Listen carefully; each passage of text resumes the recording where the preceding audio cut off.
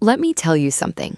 The day a white billionaire slid a contract across a marble table and offered me $50,000 to wear his ring and smile at his family, I almost laughed in his face. Almost. But my rent was 3 months late. My mama's hospital bill was sitting on my kitchen counter like a threat, and my pride, baby, my pride had already taken a beating. So I picked up that pen. My name is Adrienne. I am a 32-year-old Black woman from the south side of a city that gave me nothing easy. I work 2 jobs, one at a hotel front desk during the day and one stocking shelves at a grocery store 2 nights a week. I am not telling you this for your sympathy. I am telling you this so you understand exactly what kind of woman sits down across from a billionaire and says yes to the craziest deal of her life. I want you to stay with me for this whole story, because I promise you, the ending is not what you think it is. It was not what I thought either, and I have been living it. So if you have ever felt like the world was asking you to shrink yourself just to survive, this one is for you. Stay till the end. You are going to need what comes next. It started on a Tuesday, and I remember it was Tuesday because Tuesday is my worst day. Monday, you still have weekend energy. Wednesday, you can see the middle. But Tuesday just sits there looking ugly with no apology. I had just come off a double shift, and I was standing in my kitchen eating cereal with no milk because I forgot to buy some, reading a bill from the hospital with a number on it that made my stomach drop. My phone rang, an unknown number. Normally, I do not answer those, but something told me to pick up. The voice on the other end was calm, professional, male. He said his name was Martin and that he worked for a man named Carter Weston. I did not know who Carter Weston was at the time. Martin explained it quickly. Real estate, tech investments, family money going back 3 generations, worth somewhere in the billions with an S.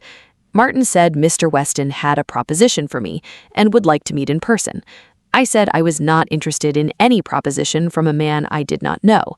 Martin said, and I will never forget this, he said the compensation being discussed starts at $50,000 for 3 weeks of work.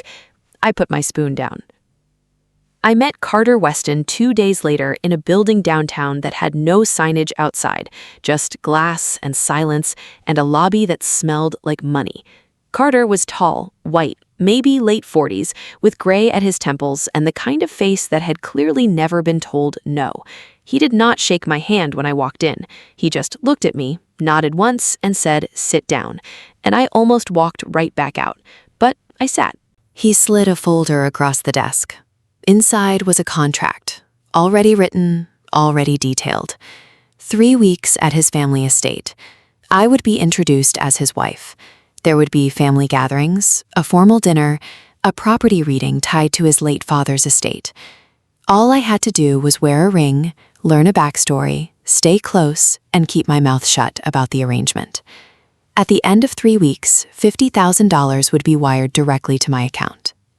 I looked at that contract, and I looked at him, and I said, "Why me?" He said his assistant had been tasked with finding someone credible, composed, and completely outside his social circle, someone no one would recognize, someone with nothing to lose. I sat with that for a second. Someone with nothing to lose. I did not know whether to feel insulted or seen. He said there would be no physical expectations of any kind. This was a business arrangement, full stop. He said it the way you describe a shipping contract. I told him I needed to think about it. He said he needed an answer by Friday. I walked out of that building and called my best friend Phyllis before I even got to my car. I told her everything in one long breath, and when I finished, she was quiet for a second. And then she said, "Adrienne, do not do this." I said, "Phyllis, you see this hospital bill?" She said, "Do not do this, but also find out if it comes with health insurance." I went home and I sat on my couch and I prayed. Not the kind of prayer where you feel peaceful afterward, the kind where you're really just talking out loud to the ceiling, hoping somebody's listening.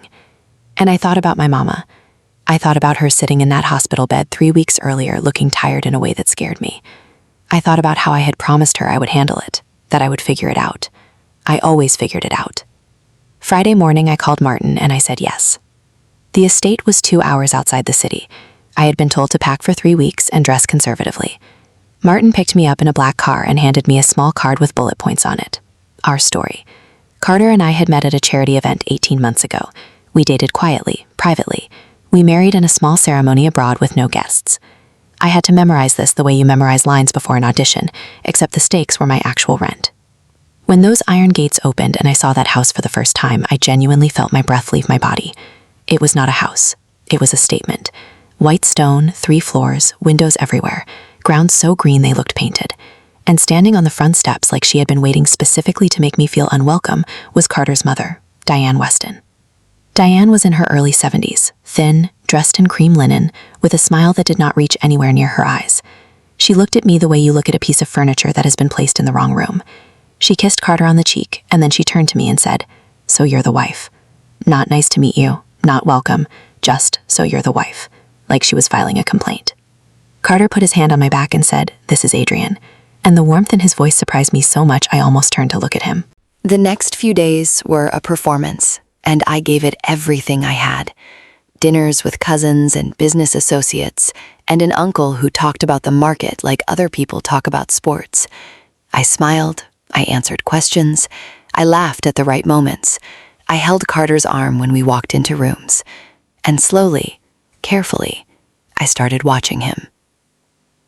Carter Weston was not what I expected. He was quiet in a way that felt heavy, not peaceful. He never laughed, not really. He ate like eating was a task to complete. At night, I could hear him walking the halls past midnight, and I would lie in my room staring at the ceiling, wondering what kind of man has all of this and still cannot sleep. One night I called Phyllis, and I whispered everything at her through the phone while hiding in the bathroom.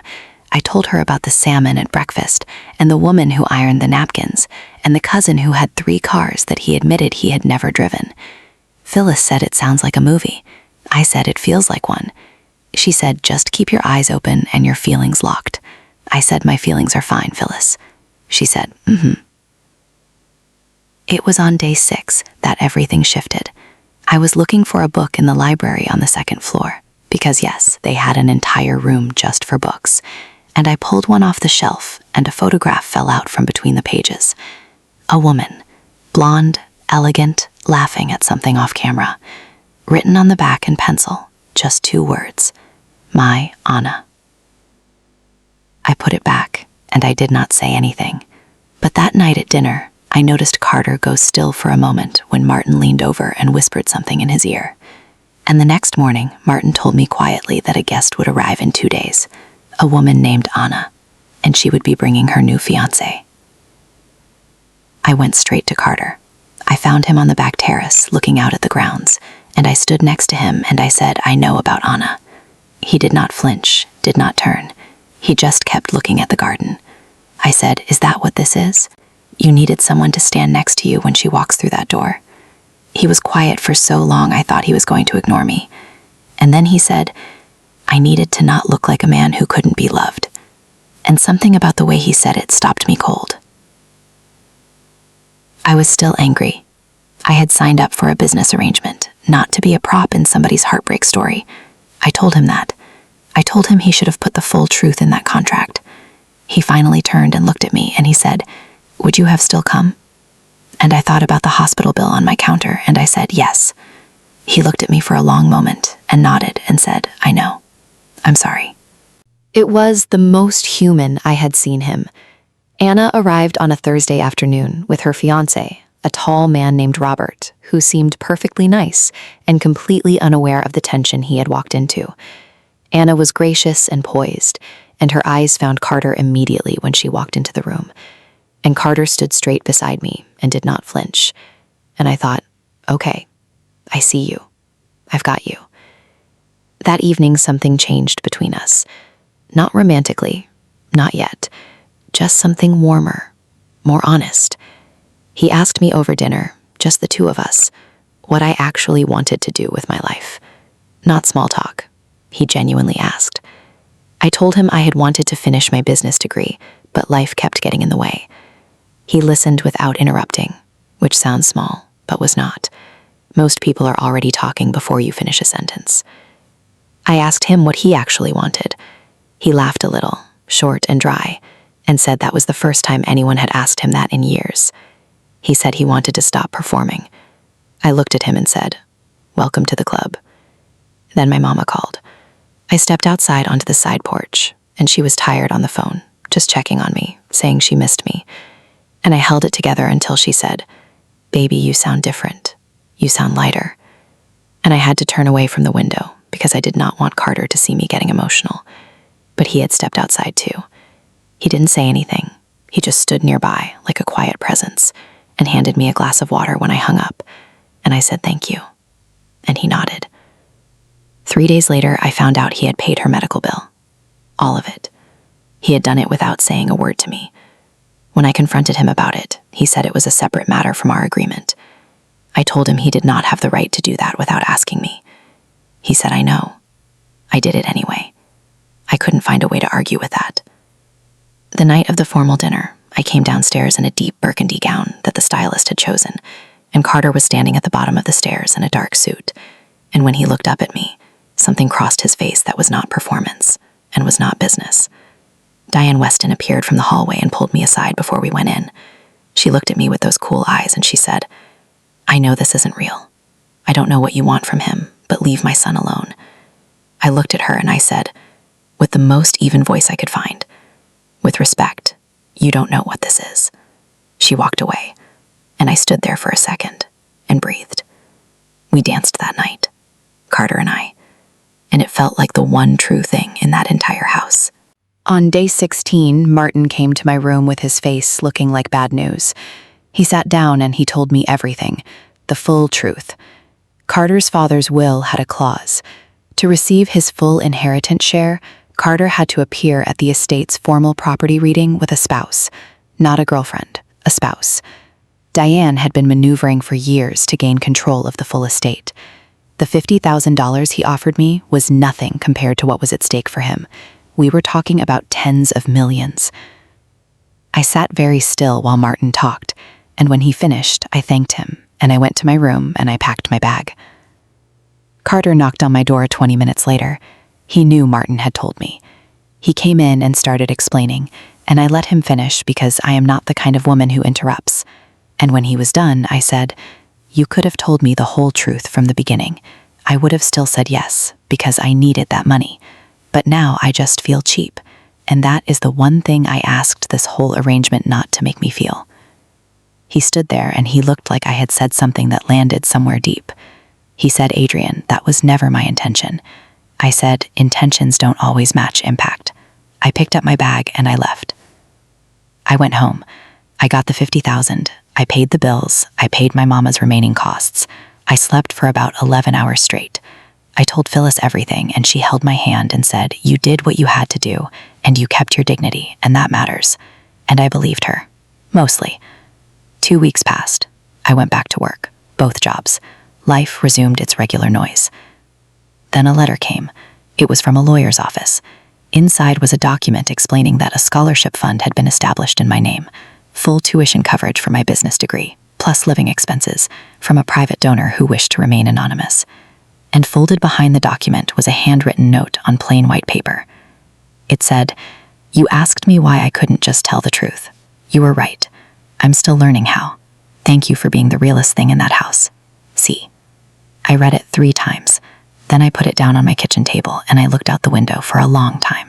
I drove to his office building the next morning, not because of the scholarship, because of that note, because something about those words felt like they deserved a real response, not silence.